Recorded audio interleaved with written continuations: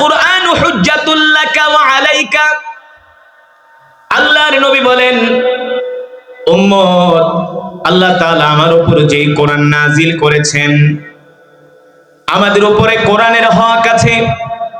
আমরা যদি কোরআনের হক আদায় না করি, তাহলে কাল হাসরের ময়দানে আল্লাহর কোরআন আল্লাহর আদালতে আমাদের বিরুদ্ধে মামলা দায়ের করবে। আল্লাহর কোরআন বলবে, আল্লাহ, আপনার এই বান্দারা দুনিয়ার জমিনে কোরআনের হক আদায় করে নাই, আমি কোরআনকে ভালোবাসে নাই, কোরআনকে মহব্বত করে নাই। আজকে আমি কোরআন আপনার আদালতে তাদের বিরুদ্ধে মামলা দায়ের করতেছি, আল্লাহ আপনি তাদেরকে জাহান্নামে দেন। নাউজুবিল্লাহ। ও যুবক মুসলমান, এই কোরআনের জন্য আল্লাহ রাসূলের সাহাবীরা কত নির্যাতন সহ্য করেছেন। আল্লাহ রাসূলের সাহাবী, মুসলমানদের প্রথম খলিফা, নাম কি? সাইয়েদনা আবু বকর। সাইয়েদনা আবু বকর সিদ্দিক ইবনে কুহাফা রাদিয়াল্লাহু তাআলা আনহু এই আল্লাহর কোরআনকে এত ভালোবাসতেন। আল্লাহু আকবার।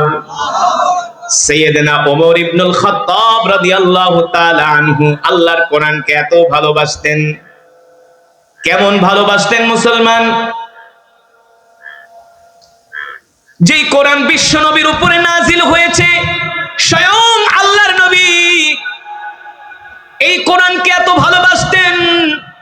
এই কোরআনের তেলাওয়াত আল্লাহ রাসূল সব সময় করতেন। এমনকি আল্লাহর নবী অন্যের জবান থেকেও কোরআন শুনতে ভালোবাসতেন। অথচ কোরআন নাজিল হয়েছে আল্লাহ রাসূলের উপরে। ইতিহাসের মধ্যে আসছে, সিরাতের কিতাবের মধ্যে আসছে, সিরাত ইবনে হিশাম আর রাহিকুল মাখতুম, সিরাতে মুস্তাফার মধ্যে আসছে আল্লাহ রাসূল কোরআনকে কত ভালোবাসতেন। হাদিসের বর্ণনায় পাওয়া যায়, আল্লাহর নবী বলেন, মাল্লাম ইয়াতাগান্না বিল কুরআনি মিনহু ফালাইসা মিন্না। আল্লাহর নবী বলেন, যারা সুন্দর করে কোরআন পড়তে পারে না, তারা আমাদের দলভুক্ত নয়। আপনি যদি সুন্দর করে কোরআন পড়তে না পারেন, আল্লাহ রাসূল বলেন, তাহলে তোমরা আমাদের দলভুক্ত নও। তার মানে যারা সুন্দর করে কোরআন পড়ে তারা হলো আল্লাহ রাসূলের দলভুক্ত। ঠিক কিনা বলেন? অন্য হাদিসে আসছে আল্লাহ রাসূল বলেন, আহলুল কোরআন হুম আহলুল্লাহ। যারা দুনিয়ার জমিনে আল্লাহর কোরআনকে ভালোবাসেন, আল্লাহর কোরআনকে মহব্বত করেন, তারা হলেন আল্লাহর পরিবারের অন্তর্ভুক্ত। আল্লাহর পরিবারের অন্তর্ভুক্ত যারা কোরআনকে ভালোবাসেন, কোরআনকে মহব্বত করেন, কোরআন পড়েন, তারা আল্লাহ তাআলার পরিবারের অন্তর্ভুক্ত। আল্লাহ রাসূলের হাদিস, কোনো সন্দেহ নাই। আপনি আমি যদি আল্লাহর পরিবারের অন্তর্ভুক্ত হই, জাহান্নামের ফেরেশতাগুলো আমাদেরকে জাহান্নামে নেওয়ার মতো সাহস পাবে না। পাবে না। উদাহরণ, আপনি যদি বর্তমান প্রধানমন্ত্রী জনাব তারেক রহমানের পরিবারের অন্তর্ভুক্ত হন, পুলিশ আপনাকে দেখলে সেলুট দিবে। কথা বলেন। সাবেক প্রধানমন্ত্রী বেগম খালেদা জিয়ার একজন কাজের মেয়ে ছিল ফাতেমা, নাম কি? প্রধানমন্ত্রী বেগম সাবেক খালেদা জিয়াকে যখন জেলে নিবেন, যখন তাকে কাস্টডিতে ঢোকাবেন, জেলে ঢোকাবেন, তখন ওই কাজের মেয়ে ফাতেমা এসে বলছেন, মাননীয় আদালত, আপনাদের কাছে আমার একটা আবদার, আবেদন। বলে কি? বলে, ম্যাডাম খালেদা জিয়াকে জেলে রাখবেন, আমি স্বেচ্ছায় তার সাথে জেলে থাকতে চাই, তার সাথে জেলে থাকতে চাই। আদালত সেটা অ্যাকসেপ্ট করেছেন। বেগম খালেদা জিয়ার সাথে ওই ফাতেমা, সেও একসাথে জেলে ছিলেন। তার মানে বেগম খালেদা জিয়াকে সে ভালোবাসতেন। ঠিক কিনা? কি হয়েছে ভালোবাসার কারণে? কি পেয়েছেন? 16 বছর পরে যখন জনাব তারেক রহমান প্রধানমন্ত্রী যখন বাংলাদেশে আসলেন, তিনি দেখলেন এই কাজের মেয়েটা আমার মাকে এত ভালোবাসছে। তার স্বীকৃতি স্বরূপ তিনি বলছেন, আজ থেকে এই ফাতেমাকে আমি আমার নিজের বোন হিসাবে স্বীকৃতি দিলাম। আজ থেকে ফাতেমা হলো আমার বোন, আজ থেকে ফাতেমা হলো আমার পরিবারের অন্তর্ভুক্ত। সুতরাং দুনিয়ার মানুষ যদি বড় কোন লোকের সাথে সম্পর্ক করার জন্য যদি পাগল হয়ে যায়, তার প্রভাব খাটায়া যদি দুনিয়াতে কোনো ফ্যাসিলিটিস পায়, নিশ্চয়ই যারা দুনিয়ার জমিনে আল্লাহর কোরআনকে ভালোবাসবেন, আল্লাহ তাআলা আল্লাহ রাসূল বলেন তারা হলো আল্লাহর পরিবারের অন্তর্ভুক্ত। আর দুনিয়াতে যারা আল্লাহর কোরআনকে ভালোবেসে আল্লাহর কোরআনের অন্তর্ভুক্ত, আল্লাহর পরিবারের অন্তর্ভুক্ত হয়ে যাবেন, কাল হাসরের ময়দানে তাদের কোনো চিন্তা নাই। আমার কথা বুঝতে পারছেন তো? হ্যাঁ, এই যে এমপি সাহেব আসলো, দেখবেন আপনাদের এলাকার অনেক লোক এমপি সাহেবের সাথে সম্পর্ক করার জন্য চেষ্টা করে, তার সাথে একটা সেলফি তোলে, সেলফি না, ছবি নিয়ে ফেসবুকে দেয়। এমপি আসছিল, এমপির কাছে যায় ছবি তোলে ফেসবুকে দেয়, আবার লেখে আমি এমপি সাহেবের ঘনিষ্ঠ, আছে না, আমি মন্ত্রীর ঘনিষ্ঠ, আমি রাষ্ট্রপতির ঘনিষ্ঠ। তার মানে কি, দুনিয়ার রাজা বাদশাদের সাথে সবাই সম্পর্ক করতে চায়, আর সম্পর্ক করলে দুনিয়াবি লাভ। কিন্তু আল্লাহ রাসূল বলেন যারা দুনিয়ার জমিনে আল্লাহর কোরআনকে ভালোবাসে, তারা তো এই বিশাল সাম্রাজ্যের মালিক, যিনি রাজা দিরাজ একচ্ছত্র ক্ষমতার মালিক, আল্লাহর পরিবারের অন্তর্ভুক্ত হয়ে যায়। আল্লাহু আকবার। মুসলমান, যেটা বলছিলাম, আল্লাহর নবী, বিশ্ব নবী, রাহমাতুল লিল আলামিন, যার উপরে আল্লাহ তাআলা কোরআন নাজিল করেছেন, সিরাতের কিতাবের মধ্যে আসছে আল্লাহর নবী কোরআনকে কত ভালোবাসতেন। যারা কোরআন পড়ে তাদেরকে আল্লাহর নবী কত ভালোবাসতেন। আল্লাহর নবী একদিন মসজিদে নববীর পাশ দিয়ে হেঁটে যাচ্ছেন, সাথে আল্লাহ রাসূলের সাথে সাহাবীদের বিশাল এক জামাত। আল্লাহর নবী যখন মসজিদে নববীর পাশ দিয়ে হেঁটে যাচ্ছেন, 1450 বছর আগে তো মদিনার মসজিদে নববী তো আধুনিক মসজিদ ছিল না, ছিল মরুভূমির মধ্যে ছোট্ট একটা ঘর, ছোট্ট একটা কুঠুরি, মরুভূমির মধ্যে ছোট্ট একটা কুঠুরি। আল্লাহ রাসূল মসজিদে নববীর পাশ দিয়ে হেঁটে যাচ্ছেন, সাথে সাহাবীদের বিশাল এক জামাত। আল্লাহর নবী খেয়াল করলেন তার কান মুবারকে শ্রুতি মধুর কণ্ঠে কোরআনুল কারীমের তেলাওয়াতের আওয়াজ ভেসে আসছে। সুবহানাল্লাহ, সুবহানাল্লাহ, ভেসে আসছে। যেমন আমি কোরআন পড়তেছিলাম, আপনারা অনেকেই দৌড়ায় দৌড়ায় কোরআনের মাহফিলে আয়েশা কোরআন শুনছেন, আসছেন না? অনেকে শুধু কোরআন শুনতে আসেন নাই, আল্লাহর জান্নাতের টিকিট নেওয়ার জন্য আসছেন। সুবহানাল্লাহ বলেন। কারণ আজকের এই কোরআন তেলাওয়াত যদি আপনি মহব্বতের সাথে যদি আপনি শোনেন, হতে পারে এই কোরআন তেলাওয়াত শোনার উসিলায় আল্লাহ কাল হাসরের ময়দানে এই উসিলায় আপনাকে আমাকে আল্লাহ মাফ করে দিতে পারে। ঠিক না? আল্লাহ দেখে বান্দার আবেগ, কি দেখে? আবেগ। আবেগ যে আমরা আল্লাহ তাআলাকে কতটা ভালোবাসি, কতটা মহব্বত করি, আল্লাহ তাআলার জন্য আমরা কতটা পাগল, এটা আল্লাহ তাআলা দেখেন। আল্লাহ তাআলা দেখছেন তার হাবিব মুহাম্মদ সাল্লাল্লাহু আলাইহি সাল্লাম আল্লাহ তাআলাকে কত ভালোবাসছেন। ঠিক কি না? তায়েফের ময়দানে কাফেরদের পাথরের অত্যাচার, পাথর খেয়েছেন, আল্লাহ রাসূল দ্বীনের দাওয়াত থেকে এক চুল পরিমাণ দূরে সরে আসে না। আল্লাহ তাআলা আল্লাহ রাসূলের কষ্ট দেখা বলছেন, ওগো হাবিব, আপনি যদি বলেন আমি আল্লাহ আপনাকে, আপনার জন্য উহুদ পাহাড়টাকে স্বর্ণে পরিণত করে দিব। আল্লাহ রাসূল আল্লাহ তাআলার কাছে দুনিয়ার কোনো কিছু চান নাই, শুধু চেয়েছেন আল্লাহর সন্তুষ্টি। কার সন্তুষ্টি? আল্লাহ তাআলার সন্তুষ্টি। যেটা বলছিলাম, আল্লাহর বান্দারা, আল্লাহর নবী মসজিদে নববীর পাশ দিয়ে হেঁটে যাচ্ছেন, শ্রুতি মধুর কণ্ঠে আল্লাহর নবীর কান মোবারকে কোরআনুল কারীমের তেলাওয়াতের আওয়াজ ভেসে আসছে। এত শ্রুতি মধুর কণ্ঠে তেলাওয়াত, হৃদয়গ্রাহী তেলাওয়াত, হৃদয় স্পর্শী তেলাওয়াত, আল্লাহ রাসূলের কোরআনের তেলাওয়াত, আল্লাহ রাসূলের কান মোবারকে কোরআনুল কারীমের তেলাওয়াতের আওয়াজ শোনার সাথে সাথে আল্লাহ রাসূল মসজিদে নববীর পাশে দাঁড়ায় গেলেন। বিশাল সাহাবীদের জামাত, সাহাবীরাও দাঁড়ায় গেলেন। আল্লাহ রাসূল বলছেন, কিফ, দাঁড়াও, কেউ সামনে এগোবে না। কে কোরআন পড়তেছে এত সুন্দর করে? আল্লাহ রাসূল সাহাবীদেরকে প্রশ্ন করলেন। একজন সাহাবী উত্তর দিলেন, ওগো আল্লাহ নবী, এত সুন্দর করে আপনার প্রিয় সাহাবী আবু মুসা আশআরী কোরআন পড়তেছে।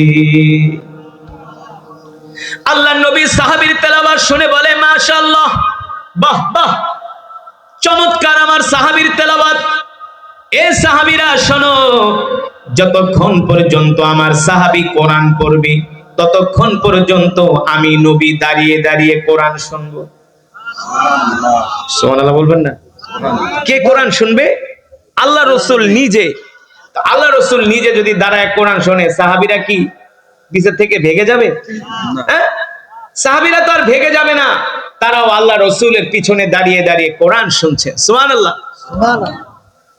সিরাতের কিতাবের মধ্যে আসছে, সাহাবী আবু মুসা আশআরী রাদিয়াল্লাহু তাআলা আনহু যতক্ষণ পর্যন্ত কোরআনুল কারীমের তেলাওয়াত করেছেন ততক্ষণ পর্যন্ত আল্লাহর নবী রাহমাতুল লিল আলামিন কোরআনের তেলাওয়াত শুনেছেন। সুবহানাল্লাহ। যখন সাহাবীর তেলাওয়াত শেষ হয়ে গেল, লম্বা সময় তেলাওয়াত করলেন, আল্লাহর নবী লম্বা সময় দাঁড়ায় দাঁড়ায় তেলাওয়াত শুনলেন। যখন সাহাবীর তেলাওয়াত শেষ হয়ে গেল, আল্লাহর নবী ডাক দিলেন, যাও আমার সাহাবী আবু মুসা আশআরীকে ডেকে নিয়ে আসো। একজন সাহাবী যে ডাক দিলেন, তাআলাউ ইয়া আবা মুসা আশআরী ইমশি মাই, আমার সাথে চলো। কোথায়? বলে আল্লাহ রাসূল তোমার জন্য অপেক্ষা করছেন। আরো জোরে বলেন সুবহানাল্লাহ। কে অপেক্ষা করছেন? আল্লাহ রাসূল, দো জাহানের বাদশা, ইমামুল আম্বিয়া, সাইয়্যিদুল মুরসালিন, যার উপরে কোরআন নাজিল হয়েছে, স্বয়ং আল্লাহ রাসূল তোমার জন্য অপেক্ষা করছে, আসো। আল্লাহ রাসূল তোমার জন্য ইন্তজার করছে। এই কথা শোনার পরে সাহাবী আবু মুসা আশআরী এক দৌড় এসে আল্লাহ রাসূলের সামনে এসে দাঁড়ালেন। আল্লাহ রাসূল প্রশ্ন করলেন, আনতা করাতা ফিল কোরআন, তুমি কি এতক্ষণ পর্যন্ত কোরআন থেকে তেলাওয়াত করছিলে? সাহাবী আবু মুসা আশআরী বলেন, ওগো আল্লাহর নবী, আল্লাহ তাআলা আপনার উপর যে কোরআন নাজিল করেছে এতক্ষণ পর্যন্ত আমি সেই কোরআন তেলাওয়াত করছিলাম। আল্লাহর নবী বলে, সাহাবী রে, তুমি কি জানো যতক্ষণ পর্যন্ত তুমি কোরআনুল কারীমের তেলাওয়াত করেছো ততক্ষণ পর্যন্ত স্বয়ং আমি নিজে দাঁড়িয়ে দাঁড়িয়ে তোমার কোরআনের তেলাওয়াত শুনেছি। তোমার তেলাওয়াত শুনছি। মুসলমান, আপনাদের এলাকায় আজকে একজন কোরআনের কারি আসছে। এখন তো আর আমরা আল্লাহ রাসূলকে পাবো না। আল্লাহ রাসূল তো নাই, তার তো ওফাত হয়ে গেছে। এখন তো সাইয়েদানা আবু বকর নাই, সাইয়েদানা ওমর ইবনুল খাত্তাব নাই, ওসমান ইবনে আফফান নাই, আলী কাররামাল্লাহু ওয়াজহা নাই। এখন তো আপনাদের দায়িত্ব হলো, ইন্নাল উলামা ওয়ারাসাতুল আম্বিয়া, উলামায়ে কেরামের জবানে কোরআন শোনা, কোরআন বোঝা, কোরআন অনুযায়ী আমল করা। শুধু কোরআন অনুযায়ী আমল করা নয়, আল্লাহর জমিনে আল্লাহর কোরআনের রাজ কায়েম করা। আল্লাহর জমিনে আল্লাহর কোরআনের আইন প্রতিষ্ঠা করা, এটা ছিল আমাদের দায়িত্ব। কথা কন ঠিক? যে কোরআন আমি আপনাদের সামনে পড়লাম, এই কোরআন কোনো সস্তা জিনিস না, এই কোরআন কোনো সস্তা বিষয় না। এই কোরআন আল্লাহর জবানের কালাম। কোরআনের একটা হরফ যদি এক পাল্লায় দেওয়া হয়, আল্লাহ তাআলার 8টা জান্নাত, তামাম পৃথিবী, লৌহ কলম যদি এক পাল্লায় দেওয়া হয়, আল্লাহ তাআলার কালামের একটা হরফের পাল্লা ভারী হয়ে যাবে। কি মনে করছেন? কি মনে করছেন? এটা আল্লাহর কালাম। আমাদের নবী, বিশ্ব নবী রহমাতুল লিল আলামিনের এত মর্যাদার কারণ কি? কারণ কি? আমার নবীর মতো এত মর্যাদা হওয়ার কারণ, সালাম এসপি সাহেব ভাইজান ভালো আছেন? আমি একটা মাহফিলে আছি নওগাঁ। আমি তো আপনাকে হোয়াটসঅ্যাপে একটা মেসেজ দিছি, কাইন্ডলি একটু একটু শোনেন কষ্ট করে। হ্যাঁ, আমার গাড়িটা এখন রাজশাহী মেডিকেলে আছে। হ্যাঁ, আমি ওয়াজ শেষ করে আপনার সাথে যোগাযোগ করব। হ্যাঁ, ওসিকে। আচ্ছা আচ্ছা আচ্ছা আচ্ছা আচ্ছা। So, এই রাজশাহীর এসপি সাহেব ফোন দিছিল, সরি। আসলে আমি অনেক বড় একটা টেনশনে আছি, বুঝতে পারছেন? মানে হ্যাঁ, আপনারা রাগ করেন না, হ্যাঁ, কষ্ট পায়েন না। যেটা বলছিলাম, আল্লাহ রাব্বুল আলামিন বিশ্বনবী রাহমাতুল লিল আলামিনের উপরে যে কোরআন নাজিল করেছেন, এই কোরআন আল্লাহর জবানের কালাম। আমার নবীর চাইতে অন্যান্য নবীদের বয়স বেশি ছিল, কথা বলে না? বেশি ছিল না? কিন্তু আমার নবী মর্যাদার দিক থেকে সবার উপরে। তিনি হলেন ইমামুল আম্বিয়া, সাইয়্যিদুল মুরসালিন, সকল নবীদের সর্দার। ঠিক না? সকল নবীদের সর্দার। তো আমার রসুলের এত মর্যাদার কারণ কি, এত সম্মানের কারণ কি? একমাত্র কারণ হলো আমার রসুলের উপরে কোরআন নাজিল হয়েছে। আমার রসুলের উপরে কোরআন নাজিল হয়েছে, ঠিক কিনা বলেন? শুধু এখানেই শেষ নয়। এই যে রমাদান মাস গেল, এই রমজান মাসের এত সম্মান, এত মর্যাদা, এত ফজিলত হওয়ার কারণ কি? একমাত্র কোরআন। শুধু কোরআন আর কোরআন। আপনাদেরকে কিভাবে বুঝাবো? আপনারা বলেন, আমি যে কোরআন পড়লাম আপনাদের কাছে কেমন লাগছে? হ্যাঁ, পাথরের মতো হৃদয় মোমের মতো গলে যায়, ঠিক কিনা? হাত্তা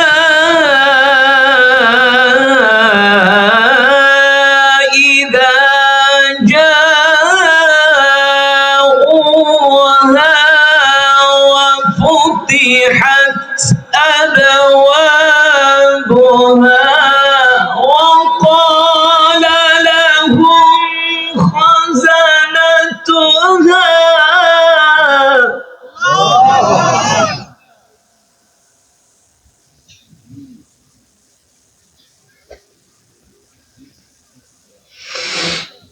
وفتحت أبوابها وقال لهم خزنتها سلام عليكم طبتم.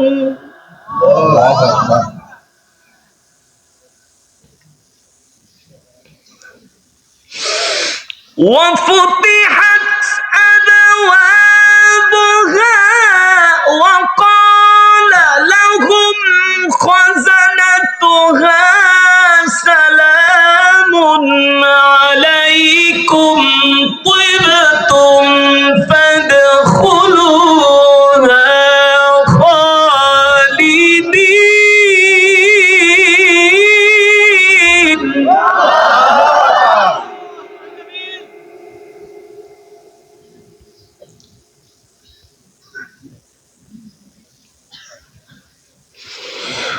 وقال لهم خزنتها سلام.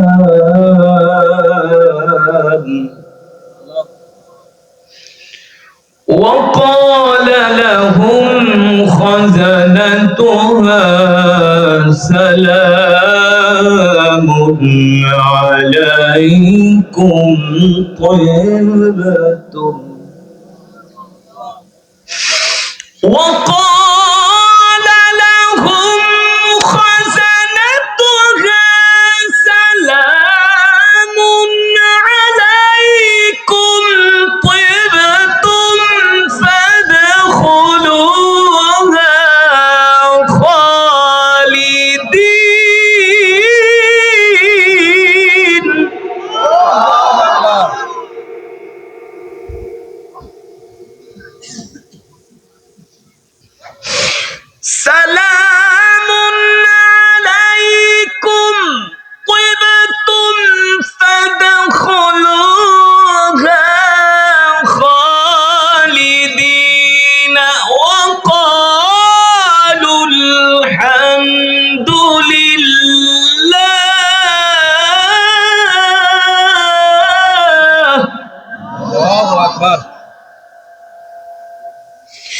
وقالوا الحمد لله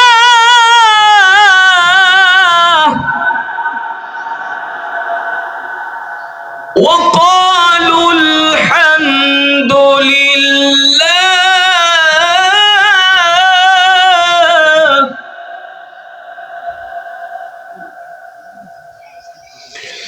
وقالوا الحمد لله الذي صدقنا وعده وقالوا الحمد لله الذي صدقنا وعده وقالوا الحمد لله الذي صدقنا وعده وأورثنا الأرض نتبوأ من الجنة حيث نشاء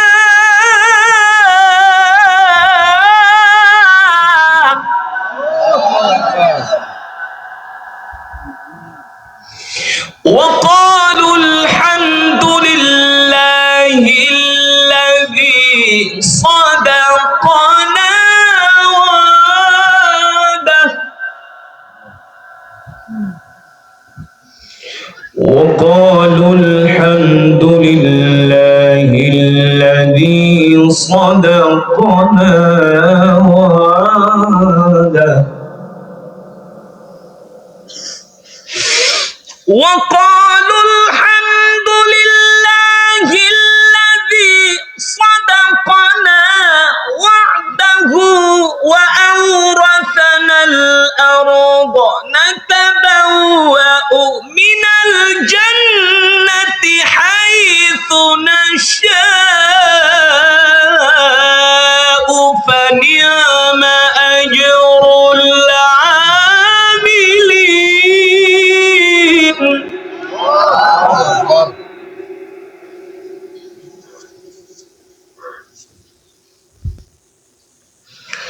فنعم أجر العاملين فنعم أجر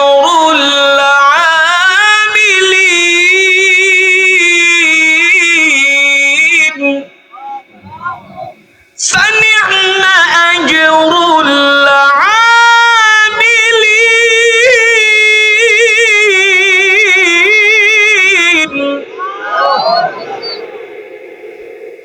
فنعم أجر العاملين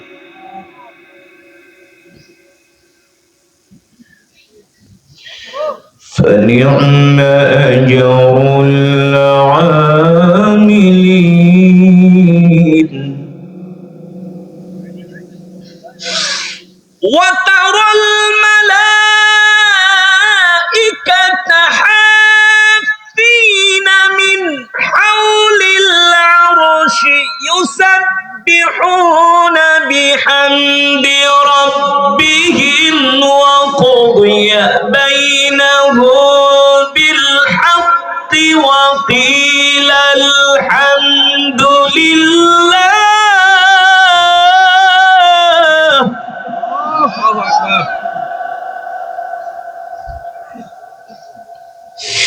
وقضي بينهم بالحق وقيل الحمد لله رب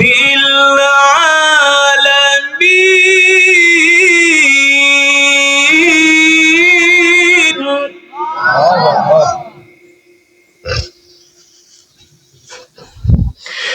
وقضي بينهم بالحق وقيل الحمد لله رب العالمين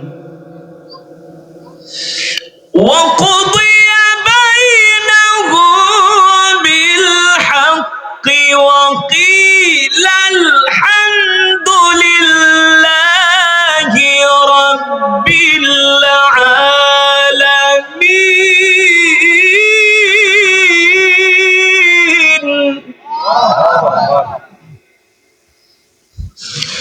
وقضي بينهم بالحق وقيل الحمد لله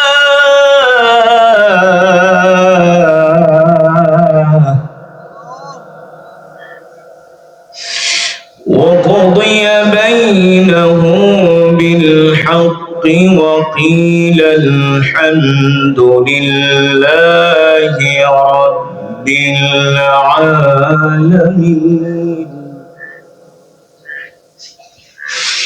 وقضي بينهم بالحق وقيل الحمد لله رب العالمين بسم الله الرحمن الرحيم قل هو الله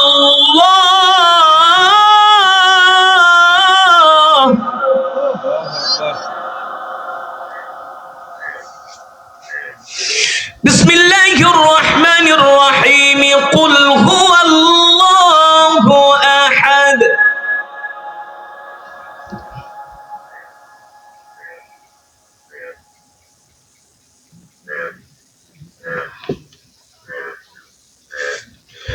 الله الصمد لم يلد ولم يولد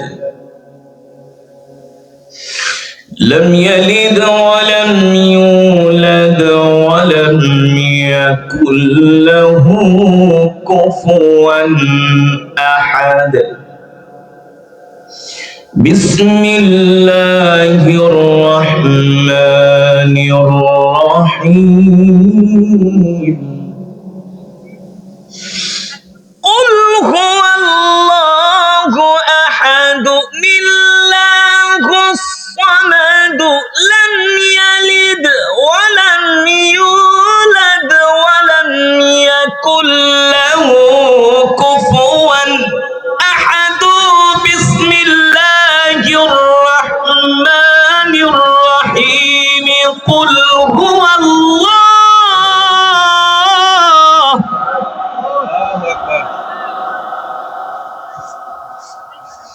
قل هو الله أحد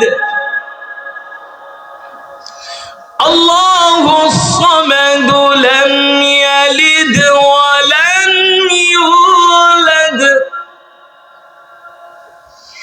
لم يلد ولم يولد ولم يكن له كفوا أحد لم يلد ولم يولد ولم يكن له كفوا أحد صدق الله العلي العظيم আমরা সকলেই বলি আলহামদুলিল্লাহ আর ঈমানি আওয়াজ দিয়ে বলি আলহামদুলিল্লাহ ইমানদার মুসলমান সমস্ত প্রশংসা কার জন্য আরো জোরে বলতে হবে কার জন্য একমাত্র মহান রব্বুল আলামিনের জন্য যিনি আমাদেরকে সৃষ্টি করেছেন ঠিক কিনা মুসলমান মুসলমান আমাদের হায়াতের মালিক কে আমাদের রিজিকের মালিক কে মুসলমান আমরা কার গোলাম আরো জোরে বলতে হবে আমরা কার গোলাম আমরা কি আমেরিকার গোলাম আমরা কি দিল্লির গোলাম আমরা কি রাশিয়ার গোলাম মুসলমান এক আল্লাহর গোলাম ঠিক কিনা বলেন মুসলমান আমেরিকার গোলামি করতে পারে না মুসলমান দিল্লির দালালি করতে পারে না মুসলমান এক আল্লাহর গোলাম ঠিক কিনা মুসলমান মুসলমান আমাদের শিকড় আমেরিকার ওয়াশিংটনে নয় আমাদের শিকড় ভারতের দিল্লিতে নয় আমাদের শিকড় হলো মদিনাতুল মুনাওয়ারায় ঠিক না আমাদের শিকড় কোথায় মদিনাতুল মুনাওয়ারায় যেই মদিনাতুল মুনাওয়ারায় শুয়ে আছেন রওজায়ে আতহারে আপনার আমার কলিজার টুকরা বিশ্ব নবী রাহমাতুল লিল জোরে বলেন বিশ্ব নবী রাহমাতুল লিল সেই যেই প্রিয় নবীর উপরে আল্লাহ তাআলা হেরা গুহায় কোরআন নাজিল করেছেন সেই কোরআনে হাকিম থেকে আমি তেলাওয়াত করেছি, কোরআনুল কারীম থেকে আমি তেলাওয়াত করেছি। আপনারা হৃদয়ের কান দিয়ে শুনেছেন? শুনছেন তো? যদি শুনে থাকেন, এক একটি হরফের বিনিময়ে আল্লাহ তাআলা আমাদের আমল নামায় কম পক্ষে 10টি করে নেকি দান করেছেন। জোরে বলেন সুবহানাল্লাহ। এই মাহফিল, এই মজমায় যারা আসছেন আপনারা সৌভাগ্যবান। এখন পর্যন্ত যারা বসে আছেন তাদের নসিব ভালো, কপাল ভালো। কেন বলবো? এই মজমায় এখন পর্যন্ত যারা বসে বসে কোরআন শুনেছেন, আমি যদি 10,000 শব্দ তেলাওয়াত করি, 10,000কে 10 দিয়া গুণ দেন, কত হবে? 1 লাখ। শুধু এখানেই শেষ নয়, এই মজমায় যারা বসছেন কোরআন শুনছেন, কোরআনুল কারীমের তেলাওয়াত এক একজন এক এক খতম করে কোরআনুল কারীমের সওয়াব পেয়েছেন। কোনো সন্দেহ আছে? কিভাবে বলতে পারবেন? মাশাআল্লাহ। আমি কোন সূরা পড়েছি? সূরাতুল ইখলাস।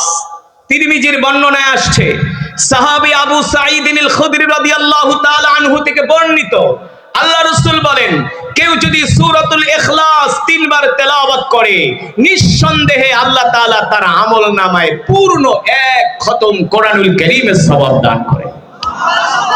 সুবহানাল্লাহর আওয়াজটা আরো জোরে হওয়ার দরকার ছিল। তাহলে এই মাজমায় আমরা অনেক মুসলমান আছি, কয়েকশো খতমে কোরআনের সওয়াব হয়েছে, আলহামদুলিল্লাহ বলেন।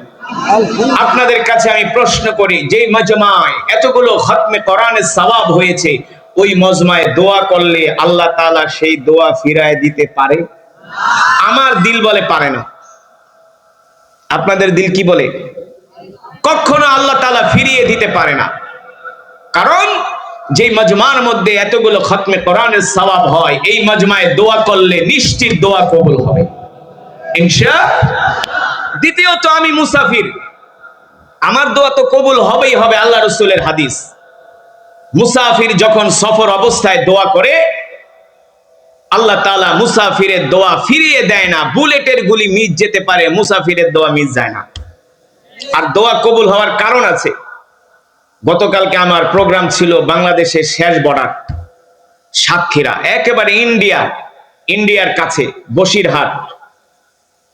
ওটা বাংলাদেশের একটা ঐতিহাসিক মাহফিল, 63 বছর ধরে মাহফিলটা হয়, 63 বছর। তো ওরা আমাকে আজকে 4 বছর ধরে ট্রাই করতেছে, আমি ডেট দিতে পারি না। তো গতকালকে আমি ছিলাম, আজকে ওই মাহফিলে আছেন আমির হামজা, কুষ্টিয়ার এমপি হয়েছেন হযরত মাওলানা আমির হামজা, মুফতি আমির হামজা, তিনি আজকের ওখানের চিফ গেস্ট। তো আমি সেই সাতক্ষীরা থেকে এসেছি, প্রায় 400 কিলোমিটার জার্নি করে। আর এই নওগাঁ জেলা থেকে আমার কয়েকশো প্রোগ্রামের দাওয়াত যায় প্রতি বছর, আমি নিতে পারি না, কারণ আমি সাভারের এই পাশে আসতে পারি না। ঢাকার ভিতরে আমাকে 3-4টা প্রোগ্রাম করতে হয়। এই নওগাঁ আসতে 6-7-8 ঘন্টা সময় লাগে, এত সময় তো হাতে নাই। আমি যে আপনাদের এলাকায় আসছি, এই মাহফিলে আসছি, এটা অন্য কারণে। দাওয়াত দিয়ে আপনারা আমাকে জীবনও আনতে পারতেন না, 10 বছরও পারবেন না। শুধু আসছি একটা কারণে, একটা পরিচিতির কারণে, একটা সম্পর্কের কারণে। আমি যে আসছি, আপনারা কি খুশি? আসলেই খুশি?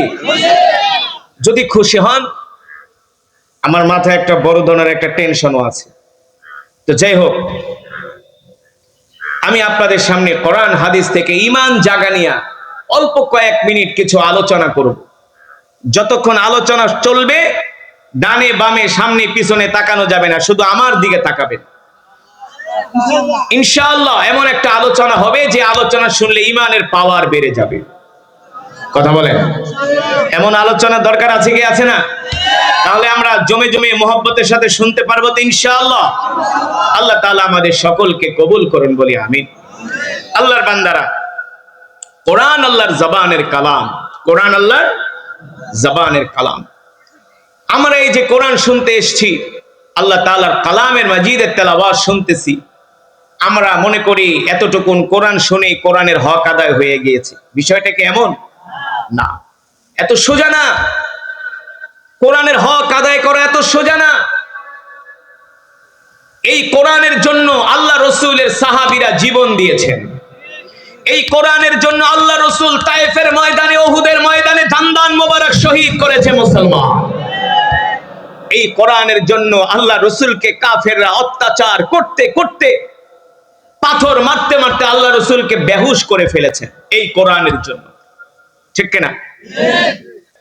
আমি এই যুদ্ধের এক সপ্তাহ আগে আমি ইরান সফর করেছিলাম। ইরানে আমার একটা রাষ্ট্রীয় একটা প্রোগ্রাম ছিল, আন্তর্জাতিক মেহফিল, কোরআন মেহফিল। এটা ইরানের একটা রাষ্ট্রীয় প্রোগ্রাম। এই যুদ্ধ হওয়ার এক সপ্তাহ আগে আমি ইরান গিয়েছিলাম। তো আপনারা তো ঝড় নাই, বৃষ্টি নাই, ঠান্ডা নাই, কুয়াশা নাই, কিছু নাই, কোরআনের মাহফিলে আসতে চান না। কিন্তু আমি যখন ইরানের রাজধানী তেহরানে গিয়েছিলাম তখন -ডিগ্রি ছিল, -8 -9, অর্থাৎ পুরা ইরান তেহরানটা পুরা বরফে ঢেকে গেছে। তাও বরফ কি 1 হাত উঁচু হয়ে গেছে, এত বরফ। আমাকে এয়ারপোর্টে যে গাড়িটা পাঠিয়েছিল আমাকে রিসিভ করার জন্য, আমি আমার জীবনে এই দৃশ্য দেখিনি। আমাকে যে রিসিভ করার জন্য যে গাড়িটা পাঠিয়েছিল, দেখি পুরা গাড়ির ছাদের উপরে 1 হাত বরফ, মানে পুরা গাড়ি বরফ হয়ে গেছে, গাড়ির গেট বরফে জমে গেছে। তো ড্রাইভার নেমে একটা লোহার দিয়ে পিটিয়ে পিটিয়ে বরফগুলো আপনার ভেঙে তারপরে আমাকে গেট খুলে দিচ্ছে। ইরানের কেমন ঠান্ডা, আমাদের দেশের ডিপ ফ্রিজ খুললে যেমন ঠান্ডা, তো ইরানে 24 আওয়ার্স এমন ঠান্ডা। তো ওরা আমাকে প্রোগ্রামে নেওয়ার জন্য রাত 10টা বাজে গাড়ি পাঠাইছে যেখানে প্রোগ্রামটা হবে। এর আগে 12 দিন যে যুদ্ধ হয়েছিল, ওই যুদ্ধে ওই যেখানে প্রোগ্রাম হয়েছিল ওই পুরা প্রোগ্রামের কোটি কোটি টাকা খরচ করে ওরা স্টুডিও বানিয়েছিল, সেটা বোম্পিং করে উড়িয়ে দিয়েছে। আবার নেক্সট ওরা আরেকটা স্টুডিও বানাইছে। পৃথিবীর প্রায় 40টা দেশ থেকে ওরা আন্তর্জাতিক ইসলামিক স্কলার, আন্তর্জাতিক কারি সাহেবদেরকে নেয়। তো ওরা আমাকে 2 বছর ট্রাই করে এই বছর আমি গিয়েছি। তো যেটা আপনাদেরকে বলার উদ্দেশ্য, রাত 10টা বাজে যখন গাড়ি পাঠাইলো, আমি দেখি পুরা তেহরান বরফ আর বরফ। আমি বলি, মিয়া রাত 10টা বাজে আমাকে প্রোগ্রামে নিবা, তোমাদের দেশে লোকজন থাকবো নি? ওয়াজে প্রোগ্রামে লোকজন থাকবে নি? তুমি আইসাই দেখো। আমি প্রোগ্রামে গেলাম রাত 11:30টায়। বিশ্বাস করবেন, যেখানে আমার গাড়িটা পার্ক করা হয়েছিল সেখানে 1 হাত বরফ উঁচা হয়ে গেছে বরফে, আর বরফের বৃষ্টি পড়তেছে। তার ভিতরে হাজার হাজার ইরানিয়ান পুরুষ, মহিলা, বাচ্চারা শীতের কাপড় পরা, ছোট ছোট বাচ্চারা আল্লাহর কোরআন শোনার জন্য চলে আসছে। তো এই দৃশ্য দেখে আমি মনে মনে চিন্তা করলাম, এই বরফ যদি বাংলাদেশে পড়তো তাহলে একটাও ফজরের নামাজ পড়তো না। ইমাম আর মুয়াজ্জিন বাদ দিয়া এলাকার একজনরে মসজিদে পাওয়া যেত না, ঠিক কিনা? যদি কোন না হুজুর আপনার কথা বিশ্বাস করি না, আপনারাই বলেন আপনাদের এলাকায় ফজরের নামাজে কয়জন মুসল্লি হয়? কয়জন? 2 জন, 3 জন, 5 জন সর্বোচ্চ, নাকি? আর জুমার নামাজে মসজিদে জায়গা হয় না। তো জুমার নামাজে মসজিদে জায়গা হয় না, ফজরে মুসল্লি পাওয়া যায় না, সব হলো মুনাফিক। সব হলো কি? আল্লাহ রাসূল বলছেন, তোমরা মুনাফিক কিভাবে চিনবা? যেটি ফজরের নামাজ পড়ে না ওটি মুনাফিক। রাগ করেন না? রাগ করতেছেন? যেই দিন থেকে মুসলমান ফজর ছাইরা দিছে সেই দিন থেকে মুসলমানের কপাল পুইরা গেছে। জুমার নামাজের মতো যদি মুসলমান ফজরের নামাজ পড়তো, আল্লাহ আসমান থেকে জমিনের মাটি ভেদ করে আল্লাহ রহমত আর বরকত ঢাইলা দিত। আমরা ফজর পড়ি না। তো আমি ওদেরকে জিজ্ঞেস করলাম যে তোমরা এত রাত্রে এই বরফের ভিতরে প্রোগ্রাম করো? বলে, হ্যাঁ, দেখো না আমাদের ইরানিয়ান জাতি, তারা কোরআনের জন্য পাগল। আরেক প্রোগ্রামে নিয়ে গেল ইস্পাহান, ইরান থেকে প্রায় 100 কিলোমিটার দূরে ইস্পাহান। এশারের নামাজের সময় বরফ পড়তেছে, তার ভিতরে হাজার হাজার মানুষ। তো আজকে পৃথিবীতে ইরান জ্ঞান বিজ্ঞানে এত এগিয়ে, কারণ কি? কারণ হলো ইরানের 95% মুসলমান আল্লাহর কোরআন পড়তে পারে। 95% মুসলমান আল্লাহর কোরআন পড়তে পারে ইরানের। তারা কোরআনকে এত ভালোবাসে, নইলে যুদ্ধের 1 সপ্তাহ আগে কোটি কোটি টাকা খরচ করে তারা প্রোগ্রাম করে না। এক প্রোগ্রামের জন্য আমাকে $5000 আমার পিছনে খরচ করছে, অর্থাৎ বাংলাদেশের 5.5 লক্ষ টাকা, মাত্র 20 মিনিট তেলাওয়াত শোনার জন্য, অনলি 20 মিনিট। তো কোরআনের প্রতি তাদের কত ভালোবাসা। আমার কথা আপনাদের কাছে গল্প মনে হয়? এটাই সত্য, এটাই বাস্তব। কারণ আল্লাহর কোরআন ছাড়া মুসলমানের কোনো উপায় নাই। আছে? আল্লাহর কোরআন ছাড়া মুসলমানের কোনো উপায় নাই। এ কারণে আসুন আমরা নিজেরা কোরআন পড়ি, আমাদের সন্তানদেরকে কোরআন শেখাই, একটা কোরআনের প্রজন্ম আমরা গড়ে তুলি।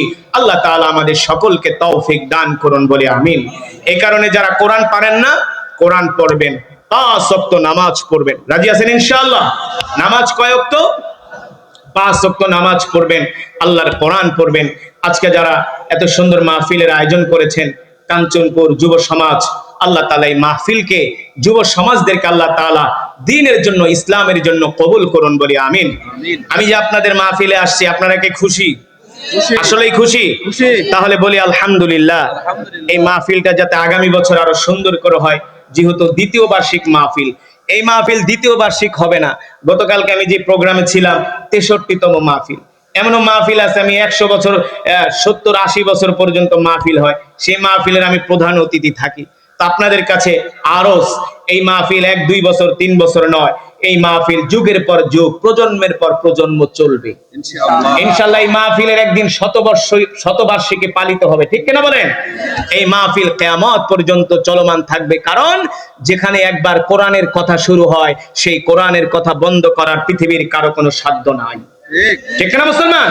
এই কারণে আমরা আসুন নিজেরা কোরআন পড়ি, আমাদের সন্তানদেরকে কোরআন শিখাই, কোরআনের সমাজ, কোরআনের রাষ্ট্র গঠন করার জন্য আমরা চেষ্টা করি।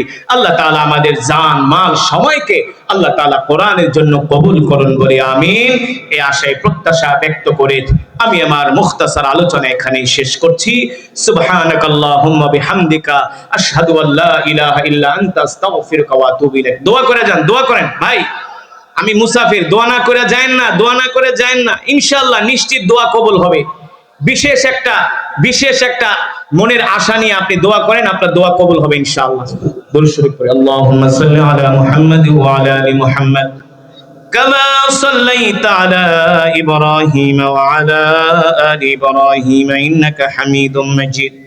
আল্লাহুম্মা বারিক আলা মুহাম্মাদ ওয়া আলা আলি মুহাম্মাদ كما باركت على إبراهيم وعلى آل إبراهيم إنك حميد مجيد. أستغفر الله الذي لا إله إلا هو الحي القيوم وأتوب إليه. لا حول ولا قوة إلا بالله العلي العظيم. আবার পরে, আজকে আর না, আমি অনেক টায়ার্ড, অনেক ক্লান্ত, পরে অন্য সময় আবার। আস্তাগফিরুল্লাহাল্লাযী লা ইলাহা ইল্লা হুয়াল হাইয়ুল কাইয়্যুম ওয়া আতুবু ইলাইহি। লা হাওলা ওয়া লা কুওয়াতা ইল্লা বিল্লাহিল আলিয়্যিল আযীম। আল্লাহুম্মা আমিন। আলহামদুলিল্লাহি রাব্বিল আলামিন ওয়াস সালাতু ওয়াস সালামু আলা সাইয়্যিদিল আমবিয়াই ওয়াল মুরসালিন ওয়া আলা আলিহি ওয়া সাহবিহি আজমাইন। يا أول الأولين يا آخر الآخرين يا ذا القوة المتين يا راحم المساكين يا أرحم الراحمين يا أرحم الراحمين يا علي يا عظيم يا حليم يا كريم يا رب لك الحمد حمدا كثيرا طيبا مباركا فيه اللهم لك الحمد ولك الشكر كما ينبغي لجلال وجهك وعظيم سلطانك. আয় রব্বুল আলামিন, মেহেরবানি করে আজকের এই মাহফিলকে কবুল করে নেন। এই মাহফিলের সওয়াব কোটি কোটি গুণ বাড়িয়ে প্যারা নবীজির রওজায়ে তাহারে পৌঁছে দেন। প্যারা নবীজির পরিবার পরিজন আহলে বাইতের আর রাহবাকের হাদিয়া পৌঁছে দেন। মেহেরবানি করে আল্লাহ কাঞ্চনপুর যুব সমাজের উদ্যোগে দ্বিতীয় বার্ষিকী এই মাহফিলকে আল্লাহ কিয়ামত পর্যন্ত কবুল আর মঞ্জুর করে নেন। যুব সমাজদেরকে কবুল করে নেন, এলাকাবাসীকে কবুল করে নেন। আল্লাহ তাআলা অত্র এলাকার গোরস্থানে যত কবরবাসী শুয়ে আছে, আল্লাহ সমস্ত কবরবাসীর কবরে আযাবগুলো মাফ করে দেন। আল্লাহ তাআলা সমস্ত কবরবাসীর কবরকে জান্নাতের বাগান বানায় দেন। মেহেরবানি করি মাওলা কারীম, আল্লাহ তাআলা এই মাহফিলে যত শ্রোতারা এসেছে, অনেক মা বোনরা আসছে, আপনি আমাদের একজনকেও খালি হাতে ফিরাইয়া দিয়েন না মালিক গো। আপনি আমাদের তামাম জিন্দেগীর গুনাহগুলো মাফ করে দেন, জাহান্নামের আগুন হারাম করে দেন। একটা জান্নাতুল ফেরদাউস আমাদের জন্য ওয়াজিব করে দেন। মালিক গো, যেদিন আপনি জান্নাতীদের সামনে কোরআনের তেলাওয়াত করবেন, ওই মজমায় যেন আমরাও আপনার জবানে কোরআন শুনতে পারি। আল্লাহ আমাদেরকে কবুল করে নেন। আল্লাহ তাআলা আমাদেরকে জান্নাতি হিসাবে কবুল করে নেন। এলাকার প্রতিটা ঘরের মধ্যে রহমত বরকত নাজিল করে দেন। এই মাহফিলে যারা 1 টাকা থেকে 1000 টাকা দিয়েছেন, মেহনত করেছেন, শ্রম দিয়েছেন, এলাকার যুব সমাজ মাহফিলের আয়োজন করছেন, সকলের শ্রম মেহনতকে আল্লাহ তাআলা আপনি আপনার সন্তুষ্টির বিনিময়ে কবুল করে নেন। আল্লাহ তাআলা অনেক মা বোনেরা হাত উঠিয়েছে, আল্লাহ মা বোনদেরকে মাফ করে দেন। মাবুদ মাওলা গো, যে যেই নেক উদ্দেশ্যে হাত উঠিয়েছেন, সকলের মনের নেক আশাগুলো পূর্ণ করে দেন। আল্লাহ তাআলা আপনার বান্দারা আবার কোরআন শুনতে চেয়েছে, কোরআন তাদের হৃদয়ে স্পর্শ করেছে। যেই হৃদয়গুলো কোরআনকে ভালোবাসে, ওই হৃদয়গুলোকে আল্লাহ আপনি জাহান্নামের আগুনে দিয়েন না। যে মানুষগুলা কোরআনকে ভালোবাসে, ওই বান্দাগুলোকে আল্লাহ আপনি জাহান্নামের আগুনে পোড়াবেন না। আল্লাহ আপনি আমাদের জন্য জাহান্নামের আগুন হারাম করে দেন। একটা জান্নাতুল ফেরদাউস আমাদের জন্য ওয়াজিব করে দেন। মাবুদ মাওলা গো, মেহেরবানি করে আল্লাহ, আয় মাওলায়ে কারীম, বিগত একটি মাস মাহে রমাদানে আমরা যেই রোজা রেখেছি, তারাবি পড়েছি, সাহরি ইফতার দান সাদাকা করেছি, আপনি আমাদের সমস্ত মাসে রমাদানের ইবাদত গুলোকে কবুল করে নেন। বাকি 11 মাস যেন ওইভাবে আমরা ইবাদত করতে পারি, আল্লাহ আমাদের তৌফিক দিয়ে দেন। রব্বানা আতিনা ফিদ দুনিয়া হাসানাহ ওয়া ফিল আখিরাতি হাসানাতাও ওয়া কিনা আযাবান নার। মাবুদ মাওলা গো, আপনার কাছে ফরিয়াদ, এই দুনিয়া ছেড়ে আমাদের একদিন চলে যেতে হবে। আল্লাহ মৃত্যু তো দিবেন, এই মৃত্যুটা আল্লাহ আমাদেরকে জিহাদের ময়দানে দিয়েন, মদিনার মাটিতে মৃত্যু দিয়েন, কোরআন তেলাওয়াত অবস্থায় মৃত্যু দিয়েন, সিজদা অবস্থায় মৃত্যু দিয়েন। আল্লাহ তাআলা রমাদান মাসে শুক্রবারে জুমার দিনে মৃত্যু দিয়েন। নাফরমান বেঈমান বানায়া কবরে ডাক দিয়েন না, জান্নাতি বানায়া কবরে ডাক দিয়েন।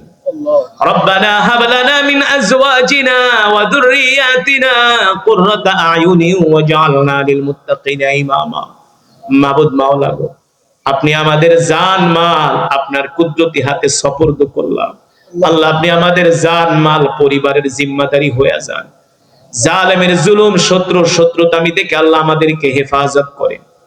সুবহানা রাব্বিকা রব্বিল ইজ্জাতি আম্মা ইয়াসিফুন ওয়া সালামুন আলাল মুরসালিন ওয়ালহামদুলিল্লাহি রাব্বিল আলামিন। আল্লাহুম্মা